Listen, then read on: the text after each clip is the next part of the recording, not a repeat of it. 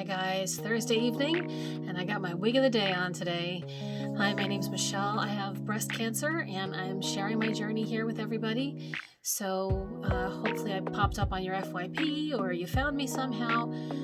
But either way, thanks for stopping by and give a listen. Thanks. Don't forget to like, share, follow, all the stuff, interact some way. So this is the wig of the day today, and this is one of the ones that I got from the shop that I went to that weekend, a couple weekends ago, that I demonstrated in my live.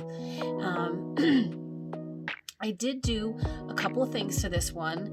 I trimmed the bangs, which actually I need to trim them more. I probably took a whole solid inch off, and they're still right in my eyeballs. And I didn't do like a lot of the side bangs, so I need to kind of fill that out a little. But I think it's super cute. I still like it. I wore this all day today, and I wore it up. So I did I just had a little loose bun, with the claw clip in the back, and it was cute. It was the first time I've been able to put my hair up in like a month. So, but yeah, I have to just deal with these bangs a little bit. I'm learning a lot about wigs. There's a lot that you can do with them. You can, and as I'm discovering, should be treating them kind of like your regular hair. So you comb them out, you can blow them out, you can curl them, you can straighten them, all kinds of stuff. Cut them, trim them, make them, have them be exactly the way you want it. So this one I did trim. I gave her a little bit of a blowout, kind of a little, a little blowout on the top, just to change the direction of where the bangs were sitting, so they were a little bit more natural, as opposed to, it was just weird the way they were sitting before. But yeah, so this is today's girl. Today I had my follow-up meeting with the oncologist. It was fairly uneventful, but we did discuss my what's going to happen after my next treatment, because my next treatment on February 10th is my last treatment. So we talked about the next phases. We talked about the radiation and the plan with that doctor. So I told her that my planning meeting with the radiology team is going to be on February 17th. So that's when we go through and we do CAT scans and measurements and all kinds of stuff. And then they take the information that they find on that day, and the doctor and his team develop the actual technical side of things, the actual medical side of things. So they determine the angle of the radiation, because it's just going to be, it's like a laser. So it's the angle of that, the strength of the laser, what needs to be done to get to the space where my tumors previously were, and all that kind of stuff. And he told me that they run all kinds of diagnostics and my cat was just here, so I'm covered in fur on my face. But they run all kinds of diagnostics to see the best way, they actually run tests, full-on tests, I don't know what do prototype tests or whatever, based on the measurements and the scans from that day. So and then that's probably about 2 weeks, which puts me to really the beginning of March, possibly, to be starting radiation. So in addition to that, once my chemo is done, I do still continue on with my immunotherapy until October, and that's going to be every 3 weeks. So we talked about that a little bit, and then we also talked about the potential of me having to be on estrogen blocker, estrogen treatment, whether or not I'll have to do that. Being the age I am, and that I am in perimenopause, it's where I'm at the phase now where I may or may not have to. So once we get past the radiation and we get settled with that, then we're going to do tests. We're going to do hormone tests and blood tests and stuff, and see if I need to do any sort of hormone therapy, from that point forward. So it's still a journey. We still have quite a way to go, but we are getting there.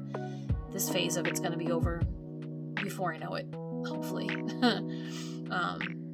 And to answer everyone's questions, I'm feeling fine, which is another thing. This is This is a weird thing to say, and I really, really hope that it doesn't come off as ungrateful or rude or any of that stuff, but I have to say, it wears on a person when throughout the day, so when you go through any of these big medical things, you see multiple doctors. I see doctors all the time. Even I have regular doctors in the middle of everything. I had a pulmonologist yesterday. I had PT on Monday for my elbow from an accident completely unrelated to the breast cancer. The pulmonologist unrelated to the breast cancer.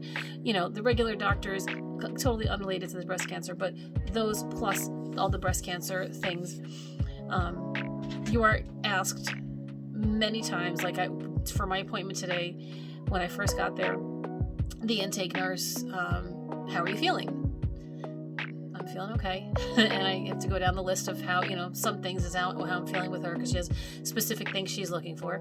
So then she leaves, the doctor comes in, how are you feeling? And then she leaves, and then it's tough, because throughout the day I get a number of text messages, and I appreciate them. I do, because I appreciate where it's all coming from, the thought, the care, the concern. How are you feeling? How are you feeling? How are you feeling? And I have to answer that question at least 10 or 20 times a day. At least 10 or 20 times a day. So after probably the 8th time, it gets harder and harder to answer that question. So, and I've seen other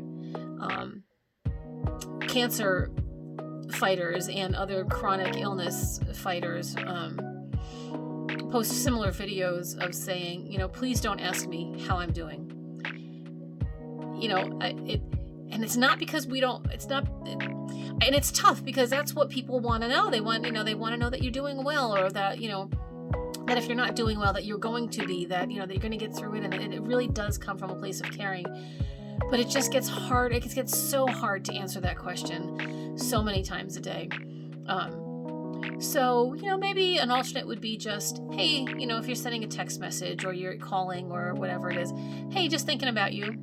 Or, even just checking in is decent, because then you can respond however, you feel like responding. But for me, the how are you feeling? I have a very specific pattern. So if I have chemo, that day I'm great. Next day I'm great. So for me, chemo's on Tuesday. So chemo, I'm great. Tuesday I'm great. Wednesday I'm great. Thursday I'm good. Friday, Saturday, Sunday, I'm awful. Monday onward, I'm good. Right back to the cycle again. The day before chemo, I'm great. Chemo, I'm great. Great. Good. And it just goes around. And, for me, I can really plan it out, because it's been pretty consistent, each treatment, as to when I have my bad days. And they are the weekend immediately after the chemo treatment. The rest of the time, there's things that come and go, and but really just that one weekend, those 3 days of that weekend right after the chemo treatment are just the worst. And it really is, for me, it's about the exhaustion and the fatigue. And it's not just that you feel tired. It's not just that you don't get out of bed. It's that when you do, you feel weak, and you feel like it's like a combination. I've described it before of, like, it feels like you have the flu, because you have that whole body weakness. Not so much the shakes. I mean, you don't have a temperature. You don't have any of that business, but you have like that full body weakness, and it's like that with like a depression. Like, it feels like you have depression on top of it, but it's not depression. I know I've talked about this before, because it's very specific to that time period, because what happens is you just have no motivation to do anything. Even if you feel a little bit okay, it's like, I don't want to do anything. I really do. I mean, and that's me. I mean, maybe I'm sure it's different for other people, but that's what winds up happening to me. And then by the time I'm at the end of like that 3rd day into like the 4th day, I'm finally, okay, I haven't done anything really for a day or for a couple of days. Then I start, then it's, you know, it cycles into myself. It's like now I'm starting to feel guilty because I haven't done anything, but yet I know I'm not guilty because I shouldn't be doing anything. I need to be resting and recovering. And so it's a whole thing that happens over the course of those few days. But then I'm able to finally, after maybe 3 or 4 days, get some stuff done. Like, you know, for me, it's laundry and dishes and cat box changing and stuff like that. But anyway, that's a long way to go around to say thank you for all of the well wishes and asking me how I'm feeling and checking in and all the other stuff. But just I would say just, and I feel like I'm so insensitive just to even say this out loud, but just try to maybe think of a different way to come at it. You know, like I said, just maybe a checking in or thought of you today, or, you know, something like that. Or, you know, I don't know. There's different things than how are you feeling, because then it's, you know, it could be a short answer of, oh, I'm feeling great, which could be genuine. Or if you just don't really feel like getting into all of it, it could be, I'm good, you know, I'm okay.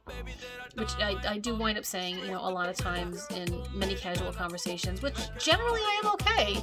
But if you want to get into the specifics of it, you know, still have the taste thing. My eyes are twitching. I'm not sleeping well. You know, I'm not having regular bowel movements. I pee way more often than I want to pee. I'm still dealing with some of those open wounds that are just at the tail end of healing. Not sure if that whole situation is resolved or not, 100%, to be honest. You know,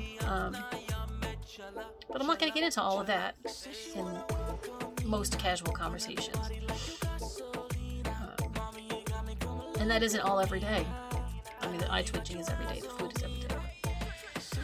Anyway, all right, I don't mean to sound ungrateful. I realize that can sound incredibly ungrateful and unappreciative of people reaching out. It's not, because I am appreciative, and I know that I've been public about my whole journey, and, you know, I have invited these conversations, and I want these conversations. I would just like for them to start off a little bit different, that maybe we talk about something else, you know, for a little bit at first. I don't know, just something different, because it's just a lot when it happens all day, every day, and it's been months, and I still have months to go, years, potentially years to go in this thing. So, yeah. All right. So I guess that's it for today, guys. Thank you, and again, I really don't want that to come across as ungrateful or anything, because it's not, because I'm just immensely every single day filled with so much gratitude over the outpouring of care and concern from people. It does humble me a lot, you know. It makes me, it gives me a great comfort. But anyway, I'm totally rambling. Thank you for watching. If you stuck around to the end, thank you. I appreciate it. Again, don't forget to follow and like and share and all the other stuff. And stick around. We'll see what wig we have tomorrow. All right, guys? Take care. Have a good night.